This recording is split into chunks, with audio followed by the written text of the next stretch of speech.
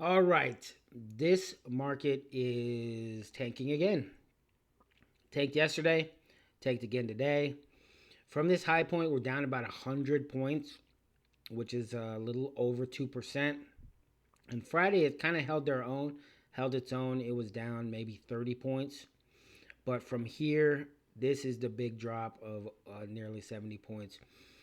And today's drop is from the unemployment numbers. So unemployment went down and price or wages went up. So that may sound like a good thing. Everybody cheering for the little guy. Everybody cheering for the laborer. That's not a good thing. That's not a good thing. That causes what's called a wage price spiral. Now, what a wage price spiral is, it causes depressions. Here's the thing: is if your wages keep going up and up and up, and you keep getting jobs and more jobs and more jobs and more promotions and more promotions, and nobody's going on unemployment, that means we can afford to keep buying things at whatever the heck price they are. So when your eggs go from 99 cents to $8, and that person got a promotion and they're wheeling and dealing, they're going to pay the $8. And guess what? Next week they're going to be 8.50. And that person gets a promotion again, or wages go up again, that person's going to pay $9. That's a wage price spiral, and it keeps going and going until the entire system collapses. So that's a pretty dark interpretation of what happened, but it keep it that march kept going. So we're not out of the woods yet in terms of inflation, because inflation could quickly get out of control with the scenario that I just outlined. So I'm a little down on my premium. We're in the well into the second week of trading. I know it's September 7th, but this is only the second week of trading, and I'm down a little premium. Couple things I do when I'm down on premium is I look at SPX spreads, or I look at another strategy, and I'm going to show you the other strategy today. So Tesla, it's under that 250 mark, which Tesla is pretty volatile. A lot of buyers and sellers, but see, it was 100 in January. It went all the way up to 300, and now it's down under the 250. This is a roller coaster. It doesn't look like a roller coaster, but from 100 to 300, that's a roller coaster. It tripled in value inside of a year. So yes, that is a roller coaster. So when you're on a roller coaster, it's gonna have huge premium. So look at all this premium. At the money premium is at the money premium. If I did a put, well, this is January. It would be what's that, 2,500? Uh, that's crazy. Okay, so let's look at this 160 mark. I like Tesla at 160. Let's hit that. Let's say I want to sell a put for January for Tesla at 160.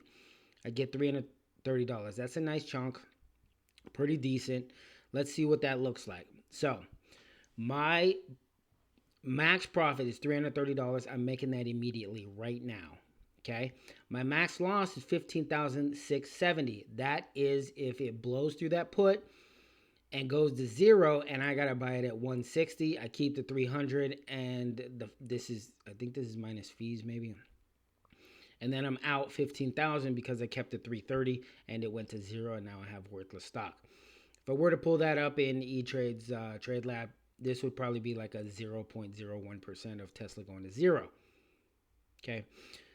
Now, buying power effect. Most of you in a cash account they'll hold 15,670 because that's your max loss. Mine on this put, they're only going to hold 1875. And that's because this is a portfolio margin account. Portfolio margin account, they calculate your risk based on the entire portfolio and not just this particular trade. A regular margin account, they'll do your trade and they'll say, okay, this trade is XYZ. And so we're going to hold maybe 6,000 or whatever whatever their percentage for Tesla is. Mine, they base this on the entire portfolio. I trade quality stocks, and so it lowers the amount that they're going to hold exponentially. 15,000 to 1875, that's a 7 to 1 ratio. Now, people say, why do you show people your balance? Well, I don't show people my balance. Up here, it shows where my balance should be, and I don't show people my balance, but they say, this is your balance right here. I said, no, not at all. This is not my balance. This is loosely related to my cash. The reason why I say loosely is because if my buying power is only 1875 for 15,000, my buying power is 195, you could try and calculate whatever that is that I have in cash. And cash, I keep about 50 to 60%. Last week I was at 40, but I made that up. You could try and calculate my balance, but it's incredibly difficult to calculate what my balance is. So you can try, but whatever. I'm not showing people my balance because this is a percentage of my cash, and then this is and then if you factor in the portfolio margin and the buying power that this represents, you would probably, if you didn't do it right, you'd come up with, I have a $5 million account based on this buying power and based on how much this trade would cost me. So yeah, that's not realistic. So let me close this out and show you what the real trade is. So what I'm going to do is I'm going to keep this on there. Okay, I'm going to control. You hit control, and let's say I want to do 110. Now let's do 120. Hit that 120. Puts that other trade in there. So let me buy. So I'm selling a put at 160, and I'm buying a put at 120 for a total amount of $242. Now, where did 330 go? Well, let's take a look. So 330 went to 290, and that's because this put that I'm buying cost me $100, a little less than 100. My max loss is only 37.61 instead of 15,000. And the reason why is if Tesla goes way below 120, blows through the 160, blows through the 120, now I'm on the hook for the difference between 160 and 120, which minus the premium, that's going to be 37.61. My buying power effect, instead of 1,800, it's only 1,000. And I get $237.70. But here's the issue. In no scenario do I get Tesla stock. I don't get Tesla stock because this will trigger, and then this is just a spread. I may have to buy at 160, but then I got the option to sell it at 120.